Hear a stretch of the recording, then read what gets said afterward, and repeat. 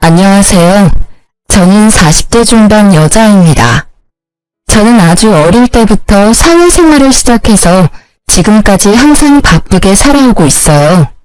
그러다 보니 항상 일을 할 때는 라디오를 켜두곤 했었는데 요즘은 이곳의 사연을 듣는 재미에 푹 빠져서 힘든 줄도 모르고 일을 하네요. 여러 가지 이야기를 듣다 보니 저도 얼마 전에 겪었던 일을 한번 여러분께 털어놓고 싶은 마음이 들었답니다. 그러려면 거의 20년 가까이 묻어두고 다시는 들춰보지 않으리라 다짐했던 이야기까지 여러분께 들려드려야 할 것 같네요. 한번 시작해 볼게요. 저는 3년 전부터 요양보호사로 일을 하고 있는데요. 최근에 다른 요양병원으로 추천을 받아서 옮기게 되었답니다. 정말 힘들지만 또 한편으론 보람도 있고 저의 노후를 생각해 볼 수 있어서 감사하는 마음으로 열심히 하려고 생각을 했죠. 일을 끝내고 퇴근을 하려고 병원 복도를 지나는데 휠체어를 탄 아저씨가 저를 뚫어지게 보며 제 쪽으로 점점 다가오더라고요. 무슨 일이 있나 싶어 도와드리려고 저도 다가갔는데 아저씨의 얼굴을 본 순간 자리에서 얼어붙고 말았답니다. 바로 제 전남편이었기 때문이에요. 정말 당신이 맞네. 하나님이 내 기도를 들어주셨나? 꼭 한 번은 당신을 만나고 싶다고 매일 기도를 했어. 전남편은 무슨 이산가족 상봉이라도 하는 듯이 활짝 웃으며 제 쪽으로 팔을 뻗는 게 아니겠어요. 저는 너무 어이가 없어서 남편을 피해 뒷걸음질을 쳤죠. 사람 잘못 보신 것 같네요. 저는 얼른 이 자리를 피하고 싶어서 빠른 걸음으로 입구 쪽으로 걸어갔어요. 그때 전 남편이 저를 쫓아오려고 휠체어를 빨리 움직이다 그만 앞으로 고꾸라지고 말았죠. 주변에 사람이 아무도 없어서 결국 제가 가서 남편을 휠체어에 가 다시 앉혀야만 했어요. 당신 맞잖아. 여긴 어떻게 온 거야? 혹시 나 보려고 온 거야? 여보, 제발 내 얘기 좀 잠깐만 들어줘. 내가 다 잘못했어. 제발. 헤어진 게 10년은 훌쩍 넘었는데 여보라는 소리가 잘도 나오네. 역시 뻔뻔한 건 여전해? 할 말도 들을 말도 없으니까 저리 꺼져. 그렇게 전 남편을 두고 집으로 돌아와 한시름 놓을 수 있었지만 머릿속에서 내내 그 초췌하고 비참한 전 남편의 모습이 계속 생각이 나더라고요. 더불어서 그동안 전 남편 때문에 지옥같이 살았던 제 과거의 비참한 모습도 다시 떠올라 버렸죠. 이번 자리를 통해 다 털어놓고 이제 제발 모두 잊고 살고 싶은 마음이에요. 전 남편과의 악연이 시작된 건 20대 후반쯤이었어요. 저는 고등학교에 들어가자마자 단둘이 살던 아버지가 돌아가셔서 친척집을 전전하며 학업을 마쳐야만 했어요. 그때 서러워서 흘린 눈물을 합친다면 한강도 모자랄 거예요. 저는 돈을 벌어야겠다는 생각으로 고등학교 졸업하자마자 대기업의 생산직으로 들어가서 일을 하기 시작했죠. 3교대를 해서 밤낮이 바뀌고 몸이 너무 힘들었지만 그만큼 점점 늘어나는 월급을 보며 하루하루 버틸 수 있었답니다. 그렇게 8년 가까이 일을 하니 어느새 선임이 돼서 한결 여유로워지더라고요. 어느 날 같이 일하는 친한 언니가 말을 하더라고요. 내가 매주 롤러스케이트 동호회 나가는데 같이 가볼래? 넌 맨날 일만 하고 사니? 바람 좀 쐬고 남자도 좀 만나고 그래야지. 얼굴도 이쁜 게. 내 처지에 무슨 남자야. 난 열심히 동무해서 내 힘으로 아파트 살 때까지 남자 안 만날 거야. 그러지 말고 이번에 한강 가서 탈 건데 같이 가자. 너 한강도 한 번도 안 가봤지? 저는 그렇게 언니 손에 이끌려 처음으로 동호회를 가봤네요. 신입이라 그런지 많은 회원들이 저한테 관심을 가져서 좀 부끄러웠는데 그 중에서도 눈에 띄게 잘생긴 남자 한 분이 보이더라고요. 역시나 여러 명의 여자들에게 둘러싸여 있어서 인기가 참 많은가 보다 했죠. 그런데 어느새 그 남자가 제 옆으로 다가와서는 롤러스케이트가 서툰 저를 가르쳐주고 알려주더라고요. 그렇게 대화를 나누게 되었고 매주 동호회에 갈 때마다 그분과 둘이 산책을 하며 롤러스케이트를 타는 날들이 이어졌죠. 저희는 그렇게 동호회 내에서 공식 커플이 되었고 2년의 시간을 연인으로 지냈답니다. 저는 처음 하는 연애여서 그런지 모든 게 새롭기만 했고 남자친구에게 그야말로 푹 빠져서 지냈던 것 같아요. 어느 날 남자친구가 저에게 반지를 불쑥 내밀더라고요. 우리 결혼하자. 난 일찍 결혼해서 너 닮은 딸 낳고 안정적으로 살고 싶어. 자기, 내 사정 잘 알면서 그래? 자기는 서울에 있는 대학교도 나왔고 지금 회사도 꽤 좋은 곳이잖아. 자기 가족이 나를 받아들이겠어? 나도 너랑 크게 다르지 않아. 홀어머니와 둘이 살고 있고 아직 회사 다닌 지 얼마 안 돼서 너보다 월급도 훨씬 적잖아. 네가 어디가 어때서? 자기 말 들어보면 어머님이 자기에 대한 기대가 크신 것 같은데 부모님도 없는 내가 마음에 드실 리가 없잖아. 난 반대하는 결혼 하고 싶지 않아. 우리 그냥 이대로 만나기만 해. 무슨 소리야. 난 너랑 연애만 하려고 만나는 거 아니야. 진지하게 만나고 있고 나도 많이 생각해서 결혼하자는 거야. 넌 나만 믿고 따라오면 돼. 저는 결혼을 원하지 않았지만 남자친구가 강하게 밀어붙여서 점점 남자친구와의 미래를 꿈꾸게 되고 행복한 가정을 꾸리고 싶던 마음이 생기더라고요. 외로운 제 삶에 가족이 생기는 거니까 허락만 된다면 꼭 이루고 싶었죠. 그렇게 남자친구만을 믿고 시무와 처음으로 만나게 되었어요. 주말에 식당에서 만나게 되었는데 저를 보고는 아주 늘씬하고 예쁘다며 마음에 드신 듯한 모습이었어요. 그래서 좀 기대를 했었는데 곧 제 집안 사정과 직업을 들으시고는 얼굴이 구겨지시더라고요. 사실 내가 우리 아들 결혼은 생각해보지도 않아서 좀 당황스럽네. 오늘은 그냥 교제하는 친구 만나서 밥 한 번 먹는 걸로 하고 결혼 얘기는 좀 천천히 하자. 아참, 내가 이 근처에서 약속이 있어서 금방 일어나야 될 것 같네. 시모는 만난 지 30분도 안 돼서 밥도 제대로 먹지 않고 나가버리더라고요. 엄마가 좀 마당발이시거든. 그래서 약속이 많으셔. 네가 이해해. 다음에 정식으로 인사드리자. 저는 본능적으로 시모가 저를 마음에 들어하지 않는다는 걸 느낄 수 있었어요. 아니나 다를까 다음날 모르는 번호로 전화가 오더라고요. 나 영준이 엄마인데 지금 당장 어제 만났던 그 식당 옆에 커피숍으로 튀어와. 대뜸 전화해서 거칠게 명령하는 식으로 말을 하길래 너무 당황스러웠지만 일단 나갈 수밖에 없었죠. 시모는 나이답지 않게 날씬하고 외모로 엄청 꾸미는 것 같았어요. 젊었을 땐 정말 예뻤겠다 싶었고 남자친구의 잘생긴 외모가 시모에게 물려받은 것 같았답니다. 시모는 저를 보자마자 무슨 벌레를 보듯이 인상을 팍 쓰더라고요. 쓰잘데기 없는 인사는 건너뛰고 본론만 말아마. 당장 우리 아들한테서 떨어져라. 네? 그게 무슨 말씀이세요?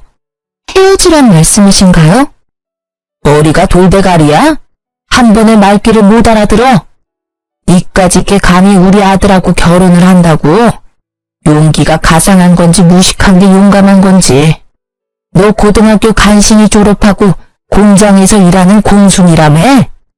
네, 제가 집안 사정이 좋지 않아서 일찍 돈을 벌었어야 해서요. 하지만 저 지금 연봉도 높고 관리직으로 승진도 했어요. 그런다고 공순이가 뭐 전문직이라도 돼? 영원한 공순이지.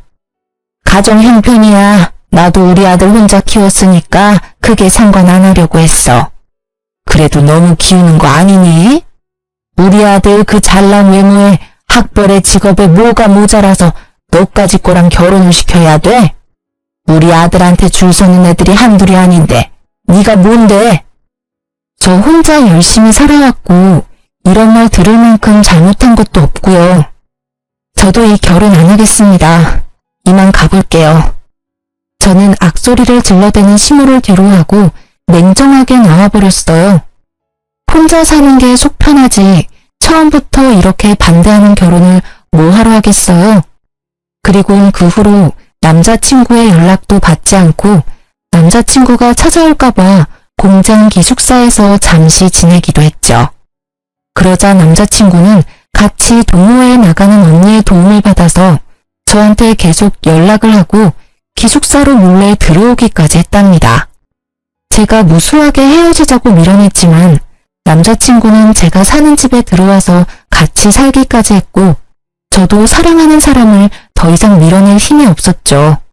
거기다가 남자친구가 밀어붙여서 얼떨결에 혼인신고까지 하러 가게 되었어요. 혼인신고를 했다는 걸 알게 된 시모가 저희 둘을 집으로 부르더라고요. 철없는 10대도 아니고 어떻게 혼인신고를 덜컥 할 수가 있어? 네가 제정신이니? 엄마가 그렇게 말도 안 되는 반대를 하는데 어떡해? 나는 이 사람이랑 같이 살 거니까 엄마가 양보해. 아유, 내가 너 때문에 환장한다. 어쩜 그렇게 다혈질이 네 아버지를 빼닮았니? 그래, 혼인신고까지 했다니 어쩌겠니? 대신 결혼식은 나중에 하고 일단 너는 이 집에 들어와서 살아라. 이 집에요? 셋이 살기엔 너무 좁은데 불편하지 않으시겠어요? 내가 불편할 게 뭐 있어?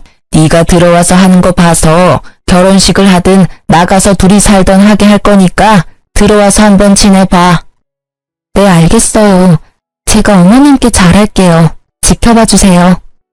저는 제가 남편에 비해 많이 기운다는 걸 잘 알고 있으니 시집살이를 해서라도 시모에게 인정을 받고 한 가족이 되고 싶은 마음이 컸어요. 그래서 바보처럼 그 좁은 집으로 들어가서 함께 살게 되었죠. 저는 3교대로 일을 해서 밤새 일을 하고 아침에 들어오는 날도 있었지만 힘든 내색하지 않고 매일 아침마다 따뜻한 밥과 국을 새로 해서 아침상을 차렸어요. 지금 생각하면 참 바보 같고 쓸데없는 짓이었지만 그때 당시에는 그렇게 매일 밥을 해서 남편을 먹이는 것도 행복했고 매일 하면 언젠간 시모도 저를 인정해 줄 거라는 희망이 있었던 것 같아요. 혼자 살다 보니 사실 요리를 잘하는 편은 아니었지만 시모가 가정교육도 못 받았다는 말을 하지 않도록 주변 언니들한테 물어보고 배워서 매일 다른 반찬을 만들려고 노력했었죠. 남편도 처음엔 감동하고 고마워하더니 시간이 지날수록 아침상을 받는 걸 당연하게 생각하는 것 같았어요. 나중엔 반찬이 허술하다고 저를 타박하기도 했었으니까요. 그뿐만 아니라 청소며 빨래며 모두 제 차지였고 퇴근하고 집안일까지 하면 매일 자정을 넘겨서야 쉴 수 있었어요. 시모는 비교적 젊었지만 아무런 일을 하지 않았는데 뭐가 그리 바쁜지 매일 약속 있다고 나가더라고요. 제가 들어오기 전까지는 어떻게 집안일을 한 건지 단 한 번도 도와주지도 않았죠. 혼자 살 때는 일만 하고 나머지 시간은 혼자 쉬면서 저만의 일상을 보냈는데 결혼을 하고 나니 제가 모든 집안일을 떠맡아서 너무 힘들고 피곤했어요. 하지만 제가 자발적으로 시집살이를 하겠다고 기어들어왔으니 누구에게 하소연을 할 수도 없었고 제 가슴은 썩어 문드러져 가고 있었답니다. 결혼한 지 얼마 되지 않은 시모는 저한테 매달 용돈을 달라고 요구하기 시작했죠. 네가 우리 아들보다 돈도 더 잘 번다며? 말로만 하면 뭐해? 며느리가 돼서 시험이 용돈도 안 챙겨주니? 이렇게 못 배운 티를 내니? 용돈이요? 영준 씨가 매달 드린다고 하던데요? 영준이는 영준이고 너는 너지. 돈 자랑 그렇게 하더니 왜 입을 싹 닦아? 당장 오늘부터 매달 50만 원씩 보내라. 지금도 시부모님 용돈으로 50만 원씩이라고 하면 적은 돈은 아니잖아요. 10여 년 전엔 더 큰 돈이었는데 저는 어쩔 수 없이 시모에게 매달 돈을 줘야만 했어요. 그것도 남편에게는 말하지 말라고 해서 비밀로 하고 줘야만 했죠. 시모에게 돈을 주다 보니 막상 제가 쓸 돈도 모자르고 저축은 전혀 할 수가 없게 되었답니다. 저는 제가 할 수 있는 건 최선을 다해서 시모와 남편에게 해주려고 노력했어요. 정성을 들이면 언젠가는 제 진심이 통할 거라는 바보 같은 생각이었죠. 하지만 매번 돌아오는 건 천의 고아의 무식한 공순이라는 시모의 비아냥뿐이었답니다. 그렇게 열정적이었던 남편도 막상 같이 살게 되자 눈에 띄게 사랑이 식어가는 게 보일 정도로 차갑게 굴기 시작했죠. 매일 주어진 일을 해나갔지만 뭔가 잘못된 게 아닐까라는 생각으로 머릿속이 복잡해졌답니다.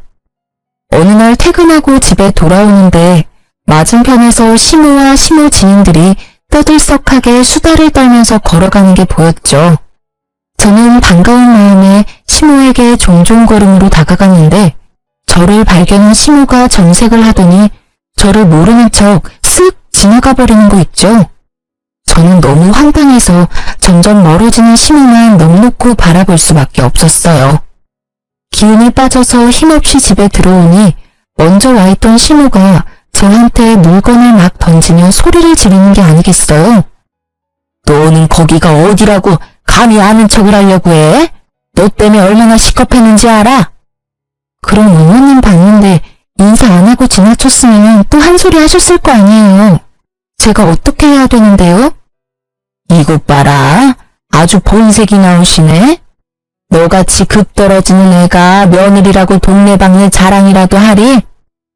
눈치를 보니 어머님 지인분들은 영준 씨가 결혼한지도 모르는 모양이네요. 결혼한 거 숨기신 거예요? 야, 결혼식도 안 했는데 무슨 혼인신고야. 니네가 멋대로 한 거고. 나중에 어떻게 될지 누가 알아? 아 참, 밖에서 나 보면 아는 척 하지 마. 쪽팔리니까. 제가 부끄럽다고 아들이 결혼했다는 것도 말하지 않다니 너무 서운하더라고요. 제가 무슨 숨겨놓은 여자도 아니고 나쁜 짓을 한 것도 아닌데 이렇게 당당하지 못하게 살아야 할 이유가 있나 싶었죠. 저녁에 남편에게 말하니 황당하게도 시모 편을 들더라고요. 결혼식을 해야 축의금도 받고 떳떳하게 밝힐 수가 있는 거지. 사실 지금이야 동거라고 봐야지. 동거? 혼인신고까지 해놓고 그렇게 무책임하게 말할 거야? 그럼 결혼식은 언제 할 건데? 차일피일 미루기만 하고 있잖아. 아, 좀 기다리라고. 나 곧 이직할 건데 회사 사람들한테 축의금 받긴 좀 그렇잖아. 이직? 그런 말 없었잖아. 멀쩡히 잘 다니던 회사를 왜 옮겨? 아, 그런 게 있어. 너한테 일일이 다 말해야 돼? 피곤하게. 말하면 뭐 알아듣기는 하고. 근데 너 옷꼬라지가 이게 뭐야? 같이 산다고 너무 막 하는 거 아니야? 완전 아줌마 다 됐네. 말 다 했어? 퇴근하자마자 청소하고 밥 차리고 설거지 해봐. 피곤해서 씻을 힘도 없어.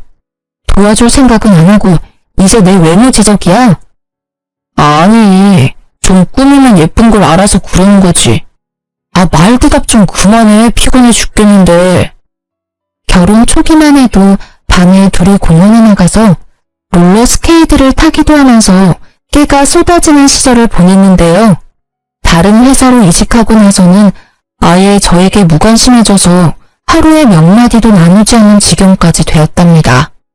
뭘 물어보기만 해도 버럭 짜증부터 내니까 저도 남편에게 말 걸기가 무섭더라고요. 결혼식도 못하고 무슨 숨겨놓은 여자 취급을 하니 저도 너무 억울하고 점점 결혼 생활에 회의를 느끼게 되었죠. 그러다가 시모에게 더욱 정 떨어지는 일이 생기게 되는데요. 시모가 들었던 개모임의 개주가 돈을 들고 야반도주를 했다는 거예요. 시모는 5천만 원을 순식간에 날리게 되었다면서 밤마다 가슴을 주먹으로 치며 울고 난리를 부렸죠. 더군다나 그 중에 3천만 원은 최근에 사채업자에게 빌려서 개주에게 줬던 거라 매달 엄청난 이자를 내야 했고 시모는 당연히 갚을 능력은 전혀 없었어요.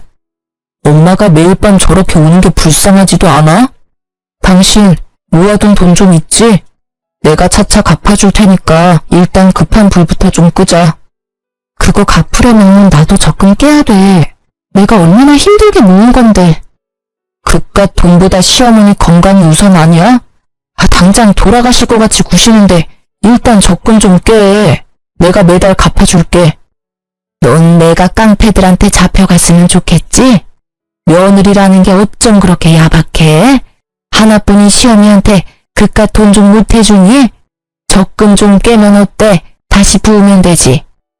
끝까지 모른 체 하고 싶었지만 당장 사채업자들이 집까지 찾아와서 문을 두드리고 겁을 주니까 해결부터 해야겠다 싶더라고요.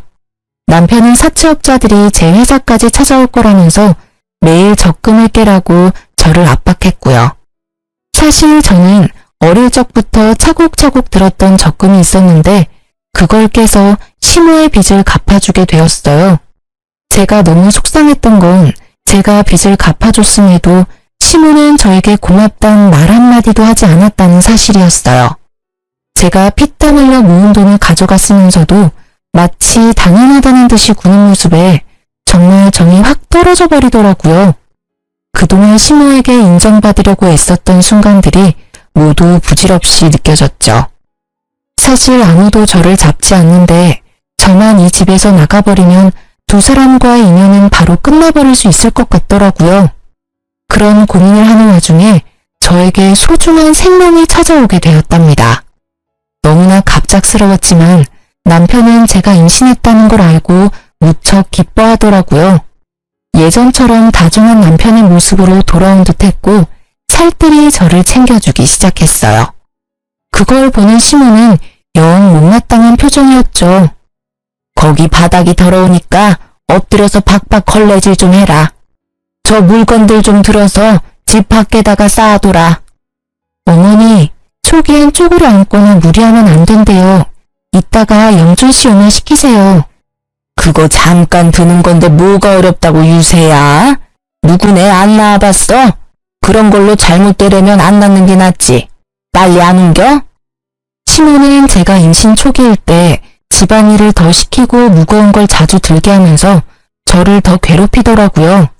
그땐 막연히 임신했어도 봐주지 않는다고만 생각했는데 지금 생각해보면 아기를 원하지 않아서 잘못되게 하려고 했던 것 같아 소름이 끼치네요.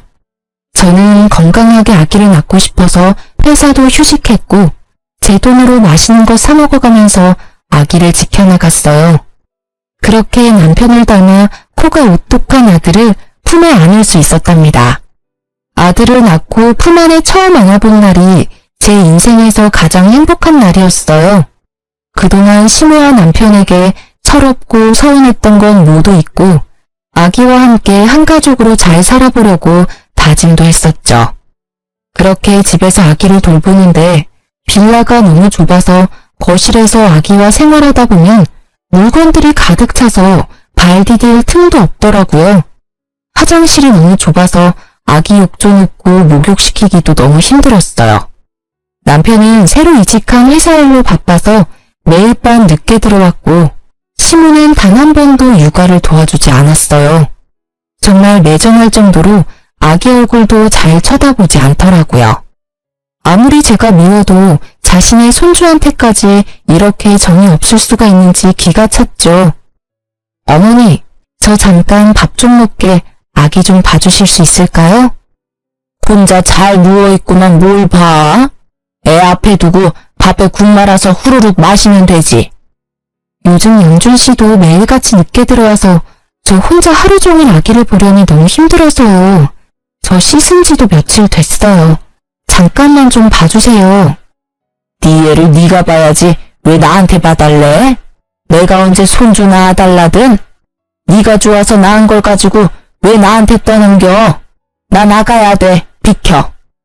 아무도 도와주는 사람 없이 하루 종일 아기와 씨름하려니 정말 미쳐버리겠더라고요. 그나마 믿을 사람은 남편뿐인데 남편은 밤에 아기가 울어서 짜증이 난다면서 어느 날부턴 외박까지 일삼기 시작했죠. 주말에 저는 새벽부터 일어나서 아기를 보고 있는데 남편은 태평하게 늦잠을 자는 걸 보니 부하가 치밀어 올라 남편을 흔들어 깨웠어요. 주말엔 아기 좀 봐야지 언제까지 잘 건데 내가 얼마나 힘든 줄 알아? 나 혼자 애 만들었어? 아빠라는 인간이 어쩜 그렇게 애를 쳐다도 안 봐. 당신은 귀찮다고 외박하고 다니고 도대체 어디에 있다 오는 거야? 아 정말 귀찮게. 일하다가 늦어지면 외박도 하는 거지. 너 지금 일 안 하잖아. 그럼 네가 애를 보는 게 맞는 거 아니야? 그래. 이렇게 나온다 이거지? 오늘 당신 일 안 하잖아. 그럼 당신 애 보면 되겠네. 저는 남편에게 아기를 안겨버리고 지갑만 챙겨서 집을 나와버렸어요. 남편이 계속 전화를 해댔지만 다 무시해버리고 하루를 여관에서 혼자 보냈죠. 오랜만에 혼자 있으니 몸은 참 편했지만 아기가 걱정이 돼서 마음이 너무 불편했어요. 결국 다음날 오전에 집으로 들어갔죠. 집 안으로 들어가자 시무가 우는 아기를 안고 어쩔 줄 몰라 하고 있고 남편은 아기가 토한 우유를 닦고 있더라고요. 저를 발견한 시무가 악을 쓰면서 저에게 아기를 거칠게 넘겨주었답니다. 무식해도 정도가 있지. 어디 베어먹지 못하게 애를 두고 나가? 너 때문에 내가 얼마나 고생을 했는지 알아? 아우 삭신이야. 야, 이러고도 네가 엄마냐? 애를 버리고 나가? 너 진짜 무서운 애였구나. 오히려 잘 됐어. 어젯밤 덕에 너랑 갈라서야겠다는 확신이 들었다. 당장 헤어지자. 뭐? 헤어져? 고작 하루 애 두고 나갔다고 이혼을 하자고? 제정신이야? 너나 애나 다 지겨워. 집에 들어오는 게 지긋지긋해. 애초에 너는 나랑 급이 안 맞는 애였어. 내가 뭐에 씌었었나 보다. 이제야 네가 제정신으로 돌아왔구나. 그러게 엄마가 계속 말했잖아. 쟤는 아니라고. 애까지 낳고 이게 뭐니? 저는 분노가 치밀어 올라서 주체가 안 되더라고요. 저는 남편의 뺨을 사정없이 세게 내리쳤어요. 지금 말 다 했어? 내가 지금까지 어떤 마음으로 견뎠는데 뭐? 급이 안 맞아? 네가 얼마나 대단한데 나한테 그딴 말을 해? 이게 미쳤나? 누굴 때려? 잔뜩 흥분한 남편이 신발장에 있던 롤러스케이트를 저한테 던졌어요. 단단한 바퀴가 제 머리를 강타했고 저는 비명을 지르며 손으로 머리를 감쌌죠. 그때 손에서 축축한 느낌이 들어서 손을 보니 피가 잔뜩 묻어나왔어요. 찢어진 이마가 아픈 것보다 남편과 저를 이어주었던 롤러스케이트에 얻어맞은 제 모습에 가슴이 무너져 내리더라고요. 시무는 벌써 나가버려서 자취를 감췄고 남편은 제 피에 놀랐는지 주춤대다가 그대로 현관문을 열고 나가버렸답니다. 아기는 얼굴이 벌개져서 악을 쓰며 울고 저는 피를 철철 흘리며 남편이 나간 현관문을 뚫어지게 노려보았어요. 저는 충격과 배신감으로 한참 움직이지 못하고 있다가 아기 울음에 정신을 차려서 일단 손을 씻고 아기를 달래기 시작했죠. 이마에서는 계속 피가 흘러내리고 있었고 아기가 조용해진 뒤에야 저는 혼자서 지혈을 해서 간신히 피를 멈출 수 있었답니다. 그렇게 며칠이 지났고 시무도 남편도 집에 들어오지 않더라고요. 저는 혼자 미친 사람처럼 서럽게 울면서도 아기를 돌봐야 했고 너무 힘들어서 결국 친한 언니에게 연락을 했답니다. 언니는 한 걸음에 집으로 달려와 주었어요. 세상에, 이게 무슨 일이야? 너 얼굴이 왜 이러니? 나한테 연락을 했어야지. 아니, 그 나쁜 자식이 밖에선 그렇게 착한 척을 하면서 널 이렇게 만들었단 말이야? 언니, 나 아직 병원에도 못 가봐서 병원 좀 갔다가 남편 좀 만나고 올게. 그동안 우리 애기 좀 봐줄 수 있어? 당연하지. 너 밥은 먹었어? 세상에, 피죽도 못 얻어먹은 것처럼 삐쩍 말라서는. 이런 몸으로 애기한테 계속 젖을 준 거야? 이 미련한 거사. 언니는 냉장고에 있던 재료로 죽을 만들어서 억지로 저에게 먹였죠. 저는 언니 덕에 병원에 가서 찢어진 이마 치료를 받고 남편의 회사로 찾아갔답니다. 제가 건물 앞에 도착했을 때 마치 짠 것처럼 남편이 그 앞에서 고급 승용차에서 내리더라고요. 남편이 문을 열어주자 고급 투피스를 빼입은 여자가 미소를 지으며 내렸어요. 그리고는 둘이 다정히 팔짱을 끼고 여자는 남편의 어깨에 얼굴을 기댄 채 건물 안으로 걸어 들어가는 게 아니겠어요? 저는 달려가서 남편의 어깨를 붙잡았답니다. 뒤돌아본 남편이 저를 보고는 화들짝 놀라며 여자를 살짝 밀쳐내더라고요. 당신이 여긴 어떻게 알고 왔어? 이 눈엔 내가 바보 천치로 보여? 내가 네 회사 주소도 모르고 있었을까봐? 아, 이 여자가 와이프? 얘기 듣던 대로네. 여자가 저를 머리부터 발끝까지 훑어보더니 비웃음 짓는 게 아니겠어요. 저는 분노와 수치심이 밀려와서 몸이 부들부들 떨려왔답니다. 이 여자는 뭐야? 너 바람펴? 그래서 이혼하자는 거였어? 이 인간 말종 같은 자식아. 남의 회사 앞에서 소란 피우지 말고 진정 좀 해요. 이러니까 급 떨어진다는 소리나 듣지. 그래요. 우리 사랑하는 사이니까 그쪽이 양보 좀 해서 이혼 좀 해줘요. 내가 위로금은 섭섭지 않게 줄 테니까. 뭐라고? 넌 뭐 얼마나 대단한데 나를 무시해? 그래봤자 상간녀 주제에. 저는 여자의 긴 머리채를 잡고 마구 흔들기 시작했어요. 여자는 저보다 키가 작아서 저를 막지 못하고 마구 휘둘리며 비명만 질러댔죠. 남편이 그런 저를 말리려고 제 손을 마구잡이로 던지더라고요. 제가 멈추지 않자 저를 세게 밀쳐서 저는 바닥으로 고꾸라졌죠. 여자를 껴안고 머리카락을 쓸어넘기는 남편을 보고 부하가 치밀어서 남편에게 달려들었어요. 지금 생각해보면 며칠을 굶고 죽밖에 못 먹었던 제가 어디서 그런 힘이 나왔는지 모르겠어요. 악에 받쳐서 그런 행동을 할 수 있었던 거였겠죠. 저는 남편의 머리를 마구 뜯기 시작했고 곧바로 남편 뺨을 사정없이 때려댔죠. 이번에는 상간녀가 제 허리를 잡고 뜯어말리더라고요. 점점 사람들이 몰려들자 상간녀가 곤란해하는 게 바로 느껴졌어요. 그래서 더욱더 남편에게 달려들어 물귀신처럼 매달리기 시작했고 사람들이 우리를 둥글게 구경을 하기 시작하더라고요. 저는 이때다 싶어 큰 소리로 말했죠. 남의 남편이랑 바람을 폈으면 싹싹 빌어도 모자랄 판에 돈 줄 테니까 이혼하라고? 그래! 어디 한번 얼마를 줄지 기대하고 있을 테니까 보따리로 한번 싸갖고 와봐. 상간녀 주제에 고생한 척 잘난 척 하지 말고. 저는 긴 머리로 얼굴을 필사적으로 가리는 상간녀를 팍 밀치고 건물을 나왔죠. 집으로 돌아오는 내내 눈물이 주체할 수 없이 흐르더라고요. 아기 때문에 화가 나서 이혼이란 말이 튀어나왔을 거라고 생각했는데 남편에게 다른 여자가 생겼다니 믿어지지가 않더라고요. 거기다 내 초라한 몰골과 비교가 되게 화려하고 고상한 모습을 보니 비참하고 제 자신에게도 화가 얼마나 나던지요. 제 인생에서 남자는 남편 한 사람뿐이었고 그래서 저의 모든 것을 남편을 위해 희생했었는데 그야말로 헌신짝이 되어버린 거니까요. 더군다나 갓난쟁이 아기까지 있으니 어떻게 살아가야 하는지 막막했어요. 다음날 얘기를 다 들었는지 신우가 집으로 왔더라고요. 그동안 어디서 지냈던 건지 아주 얼굴이 더 좋아졌고 비싸 보이는 옷을 입고 있었어요. 너 어제 영준이 회사 가서 난리를 쳤다며? 그렇게 못 배운 티를 내고 싶니? 우리 한 사장이 너 때문에 얼마나 곤란해졌는 줄 알아? 그 상간녀가 한 사장이에요? 그 회사 사장이라고요? 상간녀라니 말 조심 못해? 얼마나 대단한 분인 줄 알아?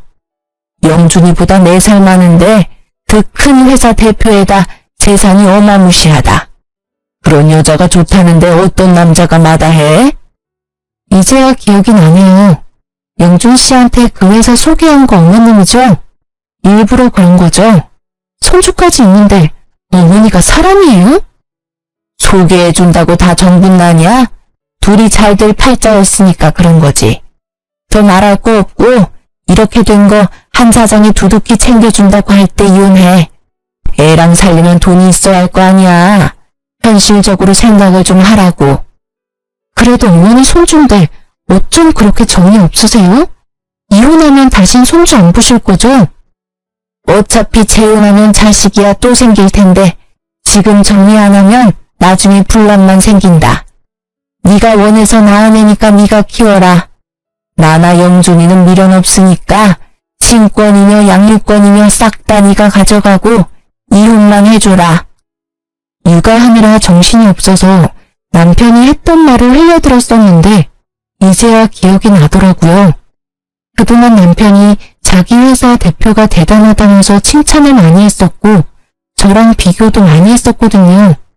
저는 당연히 남자일 줄 알고 신경도 안 썼는데 그 상간녀였던 거죠. 시모는 어떤 모임에서 상간녀를 알게 됐는데 상간녀가 몇 년 전에 이혼을 했다는 걸 알고 남편을 그 회사로 이직하라고 계속 꼬드겼던 거죠. 시모의 소원대로 얼굴이 반반한 남편에게 상간녀가 관심을 갖게 됐고 결국 넘지 말아야 할 선까지 넘어버리게 된 것이었고요. 시모는 이 집을 나가서 상간녀가 마련해준 아파트에서 호의호식을 하며 지내고 있었던 거죠. 그러니 제가 얼마나 눈의 가시처럼 여겨졌을까요? 제가 순순히 이혼 안 하면 어쩔 건데요? 돈에 눈이 돌아서 아주 쥐도새도 모르게 어떻게 해버릴 것 같네요. 내가 누구 좋으라고 이혼을 해요? 이혼 안 하면 마음 떠난 남편 붙들고 내 구박받으면서 계속 이렇게 살 거야? 애를 생각해서라도 잘 생각해라. 한 사장 마음 바뀌기 전에. 이번에는 급에 맞는 며느리 얻으셔서 아주 좋으시겠네요. 대단한 며느리 모시고 어디 한번 잘 살아보세요. 어머님이 제 눈에서 피눈물 나게 했으니까 어머니도 언젠가 피눈물 흘리면서 후회할 날이 올 거예요. 내가 눈 똑똑히 뜨고 지켜볼 거고요. 저는 그 길로 아기를 데리고 그 집을 나와버렸답니다.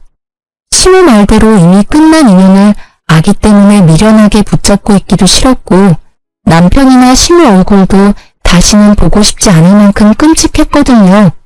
합의 이혼하고 확정이 된 날에 참 어이가 없는 게 셋이 살던 그 좁은 빌라 명의도 제 이름으로 바꿔주고 상간녀가 바로 1억을 입금해주더라고요.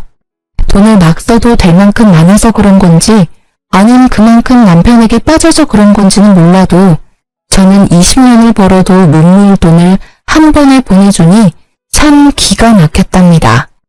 너무 원통하고 분하고 제 지난 시간이 후회되었지만 아기와 살 길이 막막했기에 그 돈을 받을 수밖에 없었어요. 저는 셋이 살던 그 빌라가 치 떨리게 싫어서 바로 팔아버리고 그 돈과 1억을 합쳐서 서울의 아파트를 구입해서 아기와 둘이 살아가게 되었답니다. 혼자의 몸으로 갓난아기를 키우며 사는 건 정말 고통스러울 정도로 힘들었죠. 저는 잠깐씩만 일할 수 있는 식당 아르바이트를 해서 돈을 벌다가 아기가 유치원에 다닐 수 있게 되자 좀 숨통이 튀어 작은 건설 회사의 경리로 일을 하기 시작했어요. 사무직 경력이 없던 저는 야근까지 해가면서 열심히 일을 배워서 6개월이 지나서부터는 사장님의 인정도 받게 되었고 5년 동안 그곳에서 일을 했죠.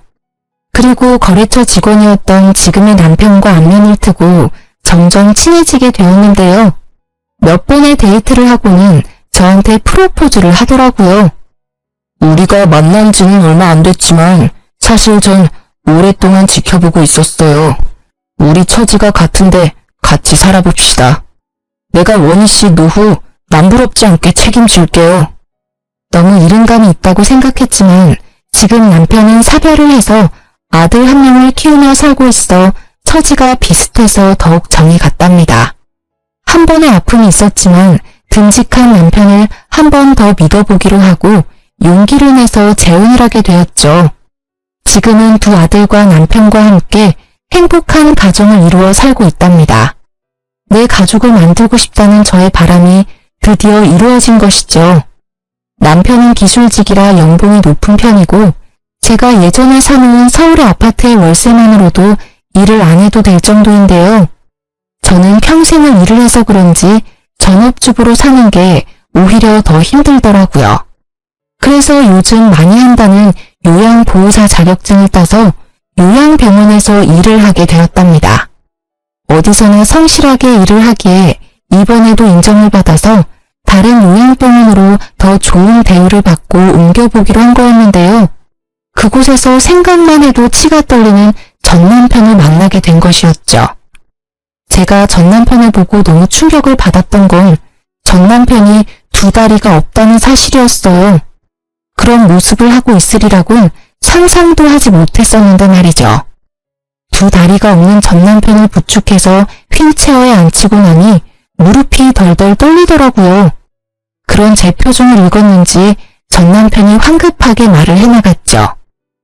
당신한테 못할 짓을 해서 내가 벌을 받았어. 당신이랑 이혼하고 그 여자랑 바로 결혼식을 했어. 어머니 소원대로 대단하게 치렀지. 신혼여행 다녀와서 새벽에 공항에서 집으로 올 때 크게 사고를 당했어.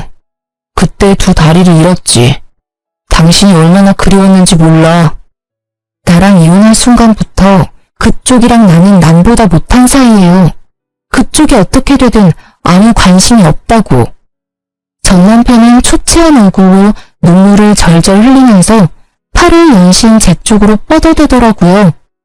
저는 그 모습조차 소름이 끼쳐서 계속 한 발짝씩 뒷걸음질 쳤어요. 당신도 내가 싫지? 그 여자는 많이 다치지 않았었는데 내 다리가 없단 걸 알고는 뒤도 안 보고 가버리더라고. 결혼식만 했지 혼인신고도 안 해서 가는 걸 막을 수가 없었어. 그 후로 어머니가 내 기저귀 갈아가며 간병하시느라 고생 많이 하셨는데 작년에 갑자기 뇌출혈로 돌아가셨어. 그래서 요양원으로 들어온 거야.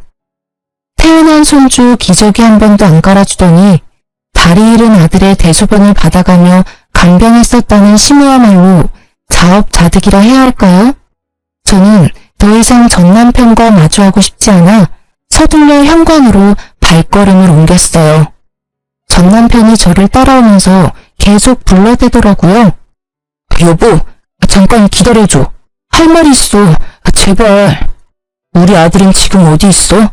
내가 매일 우리 아들 생각하면 울다 잠들어. 우리 아들 얼굴 한번 볼 수 있을까? 내 소원이야. 내가 왜 그쪽 소원을 들어줘야 돼? 그리고 당신이 나랑 아기를 버린 이후로 당신 아들은 이 세상에 없는 거야. 다시는 우리 아들이란 말 짓거리지 마. 매일 당신이랑 우리 아들만 생각하며 살았어. 언젠가 다시 만날 수만 있다면 당신에게 벌인 짓을 용서를 빌고 싶었어. 여보, 미안해. 제발 용서해줘. 다시 날 받아줄 순 없을까? 용서 좋아하네. 다리까지 잃었으면 사람이 될 만도 한데 예전이나 지금이나 어쩌면 그렇게 이기적이야? 내가 아직도 너만 바라보고 사는 등신인 줄 알아? 난 진작에 재혼해서 지금 남편이랑 행복하게 살고 있어. 넌 평생 네가 만든 지옥에 갇혀서 잘 살아봐. 저는 전 남편에게 차갑게 쏘아붙이고 병원 문을 나섰어요. 이참에 병원도 그만두고 좀 쉬어야겠다고 마음을 먹었죠. 병원 밖 주차장에서 지금의 남편과 학교를 마친 아들들이 웃으며 손을 흔들고 있더라고요. 저는 혹시나 전 남편이 볼까 무서워 병원 쪽을 뒤돌아봤는데 아니나 다를까 저를 찾으려고 전 남편이 휠체어를 끌고 밖으로 나오더라고요. 저는 승용차 쪽으로 달려가서 얼른 아들을 차에 타게 하고 급하게 차를 출발시켰답니다. 영문을 모르고 급하게 운전하는 남편과 무슨 일 있냐고 묻는 아들들의 물음에 차마 대답할 수가 없더라고요. 그렇게 헤어지고 마지막으로 전 남편을 마주쳤고 그 후로는 보지 못했죠. 어릴 때부터 외로운 인생을 살았던 제가 갓난아기와 함께 버려져서 또다시 혼자 이 세상의 풍파를 겪어내야 했을 때 정말 이 세상에 대한 끈을 놓아버리고 싶었던 적이 한두 번이 아니었는데요. 그 아픔을 다 견딜 수 있었던 건 저의 하나뿐인 아들 덕이었죠. 심오와 전 남편의 처참한 말로를 보니 역시 사람이 죄를 지으면 안 된다는 걸 다시 한번 느끼게 되네요. 그리고 그동안 저의 아픔도 어느 정도 보상을 받은 기분이 들어요. 이번에 제 이야기를 털어놓은 것을 시작으로 전 남편에 대한 건 모두 잊어버리고 지금의 남편과 두 아들과 함께 지지고 볶으며 행복하게 살아볼게요.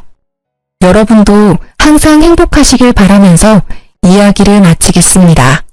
감사합니다.